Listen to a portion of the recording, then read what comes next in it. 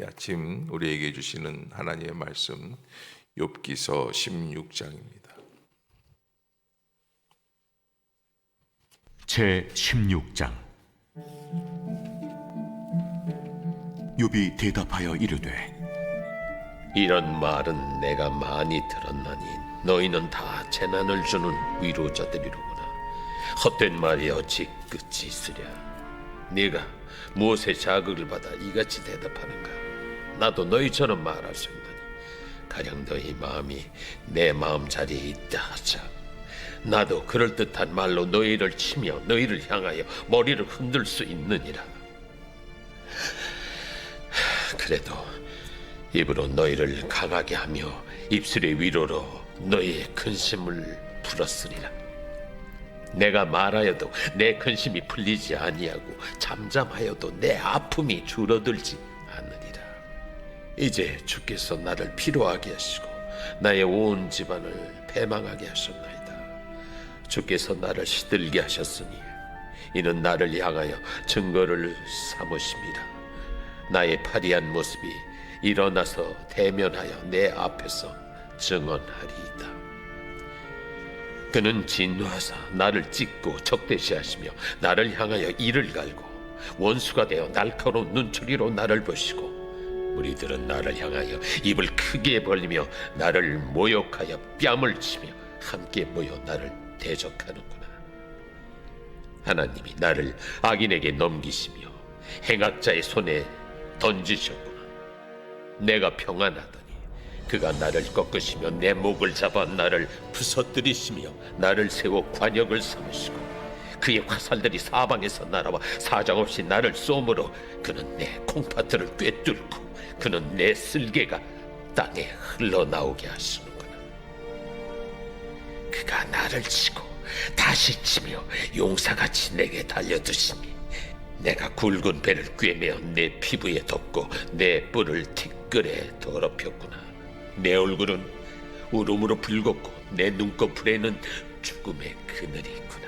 그러나 내 손에는 포악이 없고 나의 기도는 정결하니라. 땅아, 내 피를 가리지 말라. 나의 부르짖음이 쉴 자리를 잡지 못하게 하라. 지금 나의 증인이 하늘에 계시고 나의 중보자가 높은 데에 계시니라. 나의 친구는 나를 조롱하고 내 눈은 하나님을 향하여 눈물을 흘리니 사람과 하나님 사이에와 인자와 그 이웃 사이에 중재하시기를 원하노니 수년이 지나면 나는 돌아오지 못할 길로 갈 것임이니라. 아멘. 욥기 16장, 17장은 엘리바스가 두 번째 욥을 공격할 때 그 공격을 받아서 다시 이제 욥이 대답을 하는 장면입니다. 이 욥기 이 16장에서는 고난을 당하는 사람들에게 있어서 고난당한 사람의 그 한복판에서 어떤 현상이 일어나는가, 고난을 당하면 사람은 어떻게 되는가라고 하는 이 부분을 우리들에게 여실하게 보여주고 있는 본문이에요. 그래서 이 욥이 지금 말하자면 이 진도로 나올 때도 한 42장까지 있으니까 지금 이제 한복판이죠. 한복판인데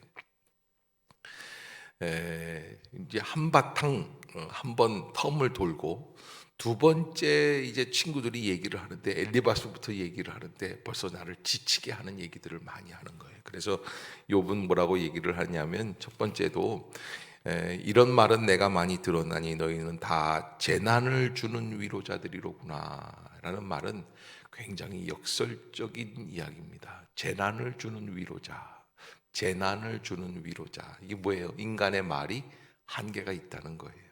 사람은 사람을 위로할 수가 없다는 거예요. 여러분 왜 그렇습니까? 사람은 그 사람의 마음을 내가 마음에 품기가 쉽지 않아요. 내가 저 사람처럼 살아야겠구나. 저 사람이 저런 일을 당했다고 한다면 얼마나 마음이 아플까라는 마음은 말로는 쉽지만 그러나 진짜 그 체험이 되지 않고서는 알 수가 없다는 거예요. 그러기에 우리가 이 신앙생활 속에서 나는 상대방을 어떻게 위로해 주어야 할까? 나는 저 사람의 마음을 어떻게 헤아려 봐야 할까? 저 사람의 마음은 어떨까? 내가 보고 있는 관점이 아니라 당하는 사람의 입장으로 들어갈 때 비로소 그 마음이 열릴 수 있게 된다. 근데 그렇지 않으면 우리는 다 뭐예요? 재난을 주는 위로자. 역설입니다. 이게 뭐냐면 위로를 하기 위해서 왔던 욥의 세 친구 엘리바스, 빌다, 소발이지만 이 사람들이 마침내 어떻게 됩니까? 그들을 위로하는 게 아니라 재난을 주고 근심을 주고 걱정을 주는 그런 사람들이다. 역지사지라는 말이 있는데 우리가 정말 어떻게 해야 상대방의 마음을 내가 헤아려 볼 수 있을까? 그런데도 불구하고 인간은 그저 스쳐 지나가는 그냥 슬쩍 보는 현상을 보고 그 사람을 판단하고 또 오히려 어떤 때는 정죄하려고 합니다. 교회 안에서도 그런 일들이 빈번합니다. 그래 어떻게 해야 그 사람의 마음을 내가 품을 수 있을까? 그래서 성경은 뭐라고 그러죠? 우는 자들과 함께 울고 웃는 자들과 함께 웃으라고 말씀을 해주시는데 어떻게 해야 우리가 그런 상황에 들어갈 수 있을까? 저는요 오직 성령 외에는 그런 일을 할 수가 없다. 성령의 감동하심이 아니고서는. 오늘 본문 16장 사실은 이게 18절부터 22절까지 이 본문 내용에 욥기 전체의 모든 중요한 이야기들이 다 들어있다라고 할 만큼 이 욥기 16장은 우리에게 굉장한 인스피레이션, 영감을 주고 있는 거예요. 굉장히 중요한 부분이에요. 왜냐하면 욥이 절규하고 있습니다. 지금 이제 엘리바스가 자기를 위로한답시고 다시 또 훈계를 하니까 너희들은 나한테 재난을 주는 위로자구나 이렇게 얘기를 하면서 내가 이렇게 하나님 앞에서 이런 어려움을 겪고 있고 저런 어려움을 겪고 있고 그래도요 이렇게 어려움을 겪고 있지만 그러나 17절에 보면은 그러나 내 손에는 포악이 없고 나의 기도는 정결하니라. 욥은 끝까지 자기가 의롭다는 것을 꺾습니까? 안 꺾습니까? 안 꺾어요. 끝까지 가는 거예요. 그런데 내가 아무리 의로와도 하나님과 나 사이에 막힌 담이 허물어지지 않는다는 것을 경험하는 거예요. 구원은 은혜로 받는 것이다. 이게 여러분 우리가 어떻게 신앙생활을 해야지 될까? 자꾸 우리는 내가 의로워지려고 해요. 또 내가 의롭다는 것을 드러내려고 해요. 그래서 내가 의롭기 때문에 상대방을 이렇게 가르칠 수 있다고 얘기를 해요. 그러나 그것은 인간의 착각입니다.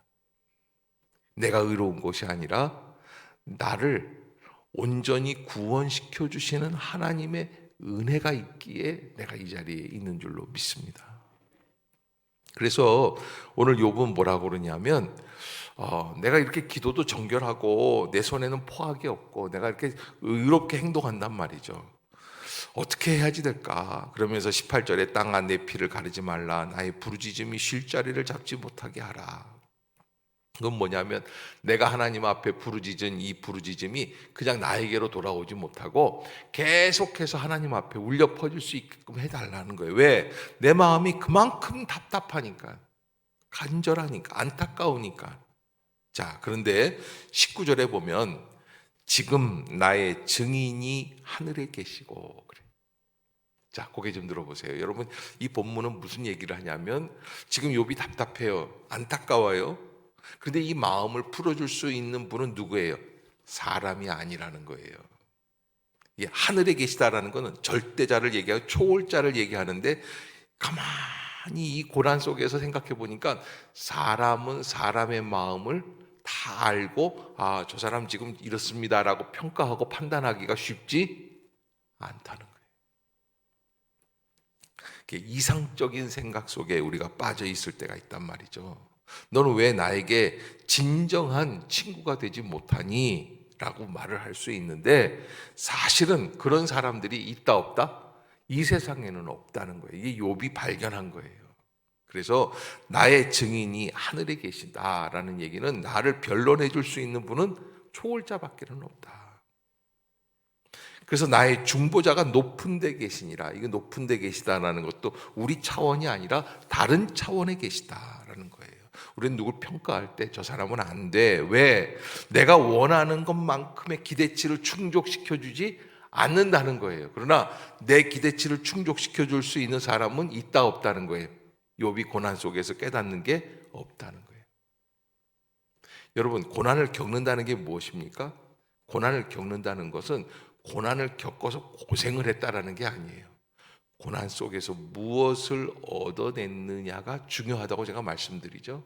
그러면 고난 속에서 무엇을 얻어냈는가? 성찰을 해보니 자기가 하나님 앞에서 아무도 이 땅 위에 나를 진정으로 위로해 줄 수 있는 친구는 없구나. 고난 전에는 어떻게 알았어요? 친구가 전부인 줄 알았어요. 친구가 진짜 친구인 줄 알았어요. 근데 고난을 겪어보니까 친구가 아니에요. 그래서 이렇게 얘기를 해요. 20절에 나의 친구는 나를 조롱하고 내 눈은 하나님을 향하여 눈물을 흘리니. 자, 여기 세상에 위로할 수 있는 사람이 있습니까? 친구는 나를 조롱하고 또 그러나 내 눈은 하나님을 향하여 눈물을 흘리니. 왜? 친구들로서는 안 되는 거예요. 그래서 하나님을 향하여 눈물을 흘리면서 간구하는 거예요. 그래서 21절 한번 같이 읽어볼까요? 시작. 사람과 하나님 사이에와 인자와 그 이웃 사이에. 자, 이게 무슨 얘기예요? 사람과 하나님 사이에, 또 인자와 그 이웃 사이에 뭐가 필요하다는 거예요? 변호사가 필요하다는 거예요. 아유, 잘해봐. 그리고 그 사람들을 위로해 줄 수 있는 중간 다리 역할이 필요하다는 거예요. 그분이 누구예요? 예수 그리스도시죠. 그래서 아브라함 시대인데 이 욥의 배경은 그때 이미 고난 속에서 인간은 말할 수 없는 갑작스러운 그런 자기의 주관적 고난에 빠지게 되면 발견할 수밖에 없는 게 뭐라는 거예요? 나의 의가 아니라 뭐예요? 중재자가 필요하다. 예수 그리스도가 필요하다는 거예요. 그것이 이 욥기에 있어서 갖고 있는 가장 중요한 부분 중에 하나입니다. 우리에게 예수라고 하는 분을 빛을 비춰서 알려주는 표지판이 되는 거예요. 너무 소중한 것이죠. 사람과 하나님 사이에와 인자와 그 이웃 사이에서 어떻게 해요? 중재해달라고. 하나님 나를, 왜? 나는 의로워요. 내 손에는 포악이 없어요. 나의 기도는 정결해요. 아무리 고난을 당해도 이 고난을 속에서도 나는 변함이 없어요. 그러나 나의 증인이 하늘에 계시고 나의 중보자가 높은 데 계시기 때문에 사람들은 나를 조롱하고 내 눈은 하나님을 향하여 눈물을 흘리니 사람과 하나님 사이에 인자와 그 이웃 사이에 중재하시기를 원한다. 중재자가 필요해요. 그게 바로 십자가에서 우리를 위하여 대신 중보하시고 죽으시는 예수 그리스도의 표적이라. 예수님이 메시아가 필요하다는 사실을 우리들에게 알려주고 있는 가장 중요한 구절입니다. 여러분, 이 성경을 이렇게 보다 보면 욥기에서는 우리에게 반전의 역사를 주고 있어요. 친구들은 욥을 뭐 하려고 왔다는 거예요? 위로하려고 왔어요. 그러나 욥은 친구들의 말을 한바탕 다 듣고서 나는 얘기가 뭐예요? 너희들은 친구가 아니라 재난을 주는 위로자들이다. 위로를 하는 사람들이 아니야. 오히려 재난을 주는 위로자다. 그래서 그 재난을 주는 위로자는 무엇을 안 하기 때문에? 역지사지를 안 하기 때문에 그 사람의 마음을 내가 함께 나누지를 못하기 때문에 그 형편에 들어가 보지 않았기 때문에 일방적으로 생각하는 거예요. 일방적으로 생각하고 일방적으로 그를 판단하고 일방적으로 정죄하려고 하는 인간의 마음. 그래서 여러분, 위로하려고 왔어도 재난을 주는 거예요. 그러나 여러분, 참 이상한 것은 또 어쩔 때는 저 사람이 나를 죽이겠지라는 사람이 나를 위로할 때도 있어요. 인생이 반전이에요. 창세기 50장을 한번 펴볼까요? 창세기 50장.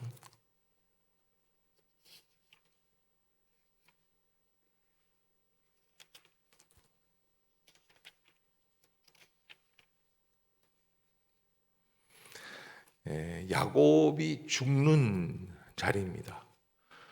야곱이 말도 많고 탈도 많았던 인생이 맞춰지게 됩니다. 그래서 이 야곱이 죽습니다.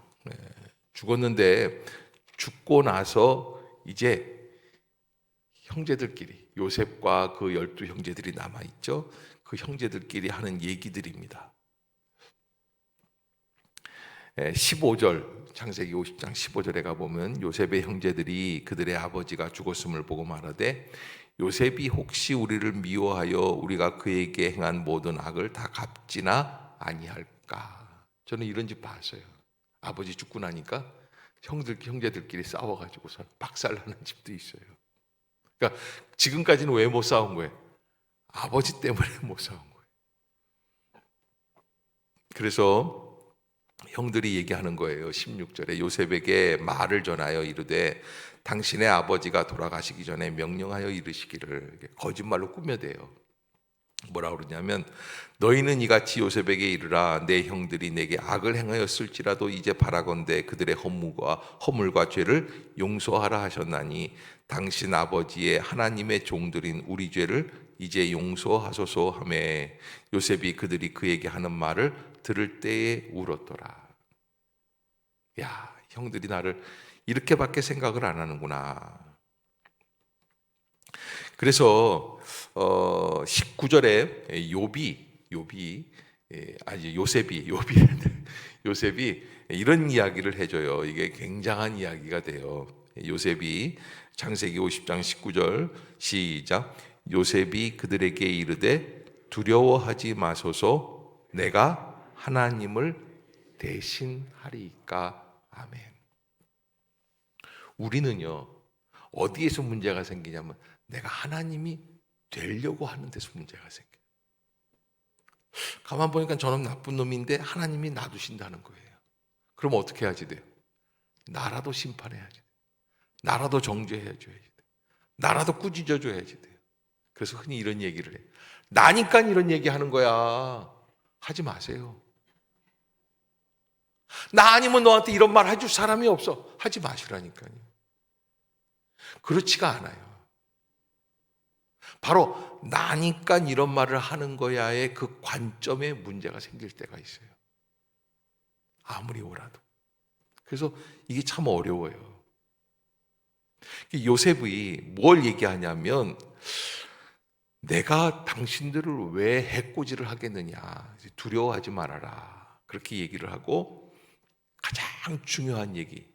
내가 하나님을 대신하리이까. 진짜 인간을 판단하고 심판하실 분은 오직 누구라는 거예요?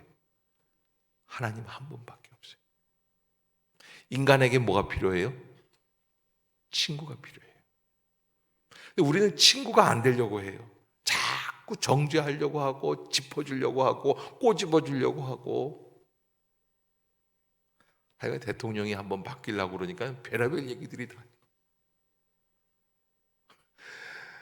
가는 사람도 별볼 일 없는 사람이고 기껏 뽑아놓은 사람도 별볼 일 없는 사람들을 만들어 놓는. 이게 인간의 모습이다 생각. 우리가 언제부터 이렇게 가는 대통령 오는 대통령, 거기다가 또 이번 취임식 때는 또 그 문재인 대통령 뒤에 박근혜 전 대통령까지 앉아 있게 된대. 여러분들은 별로 감흥이 없나 봐요. 저는 그 얘기를 뉴스에서 어저께 듣고 오 마이 갓.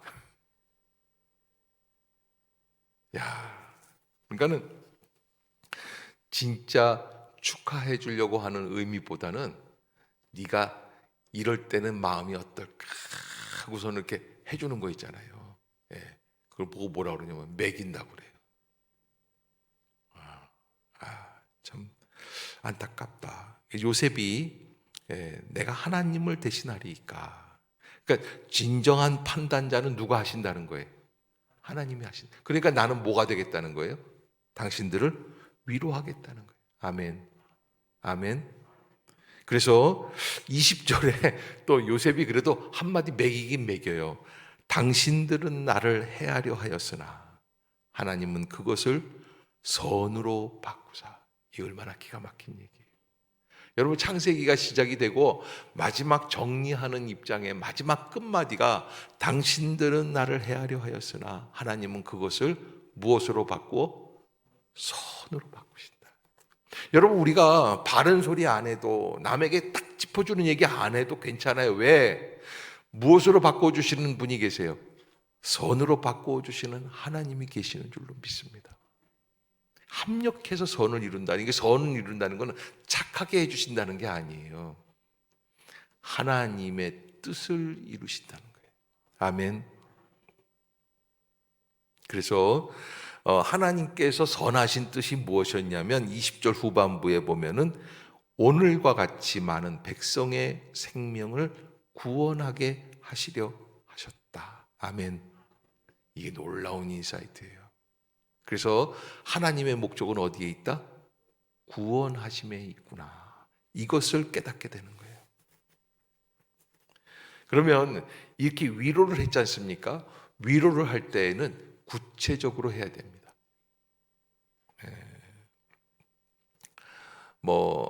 자녀가, 아들아이가 중간고사 봤는데 시험 점수가 별로다. 야, 아빠가 너 뭐 맛있는 거 사줄게. 그러면 이 위로가 안 돼요. 진짜 뭘 어떻게 구체적으로, 야, 로제 떡볶이를 사줄게라든지 뭔가 구체적인 표현이 필요한 거예요. 그냥 맛있는 거 사줄게. 그럼 맛있는 게 세상에 뭐 쎄 뼈였는데 그거 다 사주겠다는 거예요?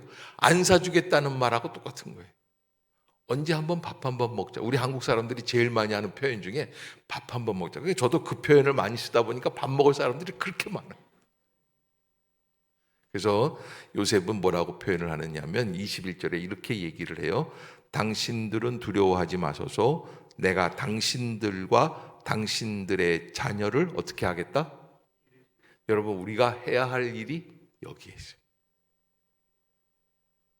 운명은 나를 노예로 만들었지만, 형들은 나를 노예로 팔아버렸지만, 그러나 하나님은 그것을 선으로 바꾸사 많은 백성의 생명을 구원하게 하시고, 그래서 그 고백을 알고 요셉은 무엇을 하기로 결단해요? 나는 당신들과 당신들의 자녀를 어떻게 하겠다? 기르리이다. 양육해 주겠다. 보호해 주겠다. 그러면서 21절 후반부에 요셉이 하나님의 뜻을 깨닫고 어떻게 표현을 하느냐 하면 그들을 간곡한 말로 뭐 하였더라? 어떤 말로? 대충 해주는, 걱정하지 마, 안 건드려, 뭐 이런 정도가 아니에요. 간곡한 말로 위로하였더라. 왜? 하나님의 섭리 앞에 서 있기 때문에, 하나님의 은혜 앞에 서 있기 때문에. 내가 사는 게 아니라 하나님의 은혜로 내가 여기까지 왔구나. 내 실력으로 내가 다 쌓은 금자탑이다라고 생각. 그래서 여러분, 제일 어려운 아빠가 어떤 아빠인 줄 아세요? 제가 퀴즈 한번 내볼까요? 제가요, 청년들을 지도해보고 이렇게 얘기들을 해보면 제일 싫은 아빠가 있어요. 이게 뭐냐면 자수성가한 아빠예요. 집안에 자수성가한 분 한 분 계시면 골치 꽤 아픕니다. 본래 집안 수준이 있고 어느 정도 살다가 뭐 어떻게 되면 괜찮은데 아주 처음부터, 그러니까 예를 들면은 군인대로 말하면 1등병으로 들어와 가지고서는 별다른 거예요. 그럼 잔소리가 심합니다. 그리고 뭐라고 얘기하느냐면 나는 했는데 왜 너는 못하냐. 그 어쩌다 된 거예요. 그게 이 자수성가, 아빠들이 다 하는 얘기가 그렇다는 거예요. 나는 너보다 비교도 할 수 없는 어려운 상황에서 내가 그 어려움을 뚫고 왔다는 거예요. 여러분, 자수성가를 자기가 했다는 것 때문에 무서운 거예요. 자기가 했다고 느끼면 사람들을 어떻게 합니까? 죽이는 거예요. 이렇게 말로 매기는 거예요. 그런데 자수성가가 아니라 은혜로 했다고 생각을 하니까 요셉은 내가 당신들과 당신들의 자녀를 기르리이다. 간곡한 말로 위로했다. 욥은 오늘 욥기 16장으로 돌아와서 나의 친구는 나를 조롱하고.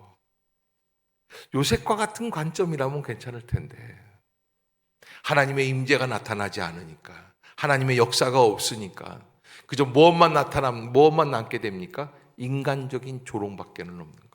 아무리 친구들이 지금 무엇하기 위해서 왔는데 위로하기 위해서 왔음에도 불구하고. 그래서 여러분, 우리가 교회에 왔는데 교회는 무엇하러 오는 거예요? 믿기 위해서 오는 거예요. 그런데 믿기 위해서 왔는데 따지는 사람들이 있어요. 그래서 또 이렇게 얘기해요. 그분들은요, 믿기 위해 따진대요. 그냥 믿으세요. 여러분, 우리가 하나님 앞에서 교회에 왜 왔는지를 한 번 더 생각해 봐야지 돼요. 믿음이라는 무엇이냐? 어떻게 가져야지 되느냐? 친구들도 나를 조롱합니다. 그래서 인간은 하나님을 향하여 눈물을 흘릴 수밖에 없습니다. 그러기에 필요한 것이 무엇이다고요? 사람과 하나님 사이에, 인자와 그 이웃 사이에 중재자가 있기를 원한다. 여러분, 예수 그리스도께서 우리의 중재자, 중보자이신 줄로 믿습니다. 성령께서도 지금 계속해서 열심을 내셔서 우리와 하나님 사이에 막힌 담을 전하고 계시고, 전달해 주시고, 우리의 기도를 전해 주시고, 그래서 우리의 마음이 하나님의 은혜의 자락에 전달이 될 수 있도록, 아멘. 이 새벽에 다시 한번 기도할 수 있는 아침이 되시기를 주의 이름으로 축복합니다. 이웃 가운데, 가까운데 가족이나 어려움을 당하는 분들이 있습니까? 그러면 조롱하지 마시고 하나님의 은혜 가운데 역지사지 같은 마음, 그 사람의 상황이 돼보고 얼마나 힘들게, 시험을 망치는 것만큼 힘든 게 없잖아요. 아니, 제가 늘 그러잖아요. 진짜 시험 끝나고 짜장면 사줄 사람은 시험을 잘 본 애가 아니라고요. 시험을 못 보면 그게 죽탕이 되는 거예요. 너무 힘드는 거예요. 어쩔 때는요, 정말 하늘이 노래질 때가 있어요. 저는 시험을 못 본 날들이 많이 있기 때문에 잘 알아요. 기대치는 있는데, 어렸을 때 공부도 다 해봤단 말이에요. 초등학교 때 전교 1등 안 해본 사람이 누가 있겠어요, 여기에서? 웬만하면 다 해보는 거 아니겠어요? 그런데 고등학교 가니까 전교 꼴등이에요. 전교 1등이 아니라. 다 아는 거예요. 아, 내가 왜 이럴까? 힘이 들고 어렵고 아무리 발버둥 쳐도 안 될 것 같은 불안감이 있는 거예요. 그런 친구들을 위로하자는 거예요. 그리고 엄마들은 그렇게 얘기를 해요. 엄마니까 내가 너한테 이렇게 얘기하는 거예요. 하지 말라니까요. 위로자가 되세요. 그리고 걔가 왜 공부를 못하는지 한번 가만히 생각해 보세요. 제가 늘 그러는데 엄마 플러스 아빠 나누기 2하면 개성적이에요. 걱정하지 마시고 그죠? 하나님의 섭리 안에서 잘 될 거예요. 격려하며 축복할 수 있는 그런 부모들이 되시기를 바라겠습니다. 5월 가정의 달, 오늘이 어린이날이죠. 어린이들 기죽이지 마시고 은혜 가운데 평안한 복된 날이 될 수 있기를 바라겠습니다. 기도하겠습니다. 사랑의 하나님, 은혜를 감사합니다. 친구는 나를 조롱하고 내 눈은 하나님을 향하여 눈물을 흘릴 수밖에 없는 뼈아픈 현실, 사람과 하나님 사이에, 인자와 그 이웃 사이에 중재자가 있기를 원하는 인간의 연약함을 주님 앞에 고백합니다. 주여, 우리를 불쌍히 여겨 주시옵소서. 우리의 중재자 되시는 예수 그리스도를 의지합니다. 우리의 마음을 하나님의 은혜 안에 전달해 주시는 성령 하나님의 역사를 체험하기를 원합니다. 주여, 인도해 주시옵소서. 우리의 형편을 열어 주시옵소서. 아픔 위에 응답해 주시옵소서. 회복되게 하여 주옵소서. 이 아침에도 질병의 자리에서 눈물로 간구하는 성도들 계십니다. 주님 찾아가 주시고 위로하여 주시옵소서. 예수님의 이름으로 간절히 기도드리옵나이다. 아멘.